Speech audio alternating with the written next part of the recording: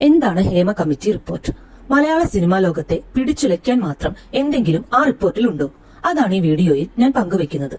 കൊച്ചിയിൽ നടിക്കു നേരെ ആക്രമണം ഉണ്ടായതിനു ശേഷം കേരള സർക്കാർ സിനിമയിൽ സ്ത്രീകൾ നേരിടുന്ന പ്രശ്നങ്ങളെക്കുറിച്ച് പഠിക്കാൻ നിയമിച്ച ഒരു അന്വേഷണ കമ്മീഷനാണ് ഹേമ കമ്മീഷൻ. റിട്ടയർഡ് ഹൈക്കോടതി ജഡ്ജി ജസ്റ്റിസ് കെ ഹേമ ചെയർപേഴ്സണായും മുതിർന്ന സിനിമാ താരം Sharada, retired principal secretary K B Valsalakumari IAS എന്നിവർ ഉൾപ്പെടുന്നതാണ് ഈ കമ്മിറ്റി. അവർ സിനിമയിലെ വിവിധ മേഖലയിൽ പ്രവർത്തിക്കുന്ന വനിതകളിൽ നിന്നും മൊഴിയെടുത്ത് അവർ നേരിടുന്ന പ്രശ്നങ്ങളെക്കുറിച്ച് പഠിച്ച് തയ്യാറാക്കിയതാണ് ഹേമ കമ്മിറ്റി റിപ്പോർട്ട്. ഇതിൽ സിനിമ എന്ന തൊഴിൽ മേഖലയിൽ സ്ത്രീകൾ നേരിടുന്ന പ്രശ്നങ്ങളും അവയ്ക്കുള്ള പരിഹാര മാർഗങ്ങളുമൊക്കെയാണ് ഉള്ളത്. നമുക്ക് ലഭ്യമായ റിപ്പോർട്ടിൽ ഈ കമ്മീഷന് മുൻപാകെ മൊഴി കൊടുത്തവരുടെ പേര് വിവരങ്ങളോ അവർ ആർക്കെതിരെ മൊഴി കൊടുത്തെന്നോ ഉള്ള വിവരങ്ങൾ ഇല്ല. അതിനാൽ തന്നെ ആരാണ് പരാതിക്കാരെന്നോ ആർക്കെതിരെയാണ് പരാതിയെന്നോ നിലവിലെ റിപ്പോർട്ടിൽ വ്യക്തമല്ല.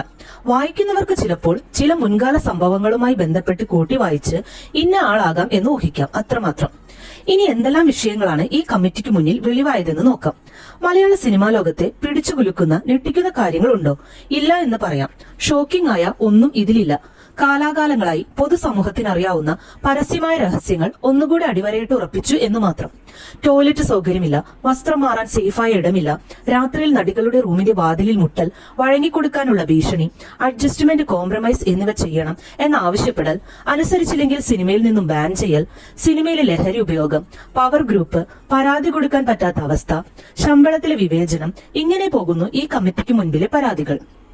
ഈ പരാതികളും അവയെ സപ്പോർട്ട് ചെയ്യുന്ന മൊഴികളും ഇതിനെല്ലാം കമ്മീഷൻ മുന്നോട്ട് വയ്ക്കുന്ന പരിഹാര മാർഗങ്ങളും മാത്രമാണ് നിലവിലെ കമ്മീഷന്റെ റിപ്പോർട്ടിൽ നമുക്ക് ലഭ്യമാവുക. ഈ റിപ്പോർട്ട് സിനിമാ മേഖലയിൽ എന്തു മാറ്റം കൊണ്ടുവരുമെന്ന് കാത്തിരുന്ന് തന്നെ കാണണം. ഇതിന് അന്ത്യമുണ്ടാകണമെങ്കിൽ ശക്തമായ ഒരു സിസ്റ്റം ഈ സിനിമാ മേഖലയിൽ വരണം. അതിനെല്ലാം ഉപരി സിനിമയിലെ സ്ത്രീകൾ സ്വാർത്ഥ താല്പര്യങ്ങൾ വെടിഞ്ഞ് ഒറ്റക്കെട്ടായി നിൽക്കണം. അല്ലാത്ത പക്ഷം ഈ ചൂഷണം ഇതേപോലെ തന്നെ തുടർന്നുകൊണ്ടേയിരിക്കും.